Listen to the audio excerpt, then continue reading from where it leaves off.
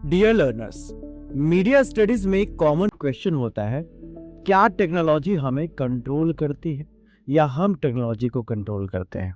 इसी सवाल का जवाब हमें अलग अलग मीडिया थ्योरीज देती है। आज हम स्टेप बाय स्टेप समझेंगे कैसे टेक्नोलॉजिकल डिटर्मिनिज्म से शुरू करके हम यूजेस एंड ग्रेटिफिकेशन तक आते हैं। टेक्नोलॉजिकल डिटर्मिनिज्म, सबसे पहले बात करते हैं टेक्नोलॉजिकल डिटर्मिनिज्म की। इस थ्योरी को पॉपुलर बनाया मीडिया स्कॉलर मार्शल मैकलुहान ने। इनका कहना है कि टेक्नोलॉजी खुद सोसाइटी को शेप करती है। मार्शल मैकलुहान ने कहा था, the medium is the message.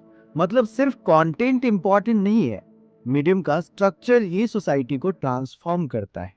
Example के लिए प्रिंटिंग प्रेस ने रिनेसेंस और रिफॉर्मेशन को पॉसिबल बनाया। टेलीविजन ने पॉलिटिक्स को मास स्पेक्टिकल बना दिया और इंटरनेट ने ग्लोबलाइजेशन फास्ट कर दी। क्रिटिसिज्म, ये थ्योरी ह्यूमन एजेंसी और कल्चर फैक्टर्स को अंडरएस्टिमेट करती है। सोशल शेपिंग ऑफ टेक्नोलॉजी, अब एक और कॉन्ट्रास्टिंग पर्सपेक्टिव आता है, सोशल शेपिंग ऑफ टेक्नोलॉजी, जिसे हम शॉर्ट में एसएसटी कहते हैं। ये कहता है कि टेक्नोलॉजी न्यूट्रल होती है और उसका डिजाइन और यूज ह्यूमन चॉइसेस और कल्चरल कॉन्टेक्स्ट डिसाइड करते हैं। एग्जाम्पल के लिए मोबाइल फोन एक टूल है, लेकिन इंडिया में इसका ज़्यादा यूज बैंकिंग और पेमेंट्स के लिए होता है, जबकि वेस्टर्न कंट्रीज में एंटरटेनमेंट या ऑनलाइन शॉपिंग के लिए। मतलब टेक्नोलॉजी का शेप सोसाइटी की नीड्स और प्रैक्टिसेस बनाते हैं। अब समझते हैं लिमिटेड इफेक्ट्स थ्योरी। 1940s के इलेक्शन स्टडीज में पॉल लेजरफील्ड ने बताया कि मीडिया के डायरेक्ट इफेक्ट्स उतने पावरफुल नहीं होते जितना सोचा जाता था। ये हुई लिमिटेड इफेक्ट्स थ्योरी। मीडिया का इन्फ्लुएंस इनडायरेक्ट होता है, लोग अपने सोशल ग्रुप्स और ओपिनियन लीडर से ज़्यादा इन्फ्लुएंस होते हैं। एग्जाम्पल के लिए, आप इलेक्शन के एड्स देखते हो, लेकिन वोट डिसीजन ज़्यादातर आपके दोस्त या फैमिली के डिस्कशन से होता है। अब इसकी इंपॉर्टेंस को समझते हैं तो इसने two step flow of communication का कंसेप्ट दिया। कल्टीवेशन एनालिसिस जॉर्ज गर्वनर ने दिया था। 1960 में जॉर्ज गर्वनर ने कहा कि टेलीविजन हमें ग्रेजुअली एक वर्ल्ड व्यू सिखाता है, इसे कहते हैं कल्टीवेशन थ्योरी।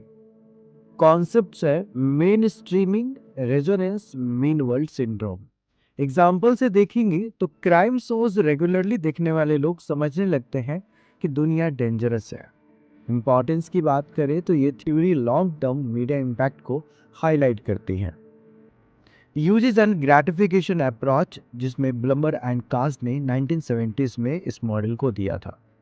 यानी अब आते हैं एक और इम्पॉर्टेंट अप्रोच पर जो ऑडियंस को सेंटर स्टेज पर रखता है, यूजेस एंड ग्रेटिफिकेशंस। इसका कहना है कि ऑडियंस पैसिव नहीं होती बल्कि एक्टिव होती है। लोग अपनी नीड्स के हिसाब से मीडिया सेलेक्ट करते हैं। ब्लमर एंड कास्ट ने बताया कि मीडिया 5 नीड्स को ग्रेटिफाई करता है।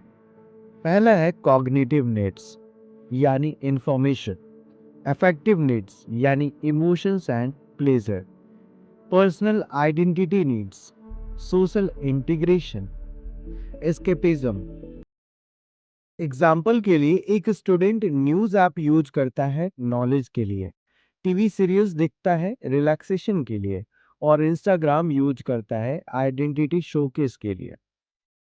तो लर्नर्स, हमने देखा कि मीडिया थ्योरीज एक स्पेक्ट्रम बनाती है। टेक्नोलॉजिकल डिटर्मिनिज्म कहता है टेक्नोलॉजी हमें कंट्रोल करती है।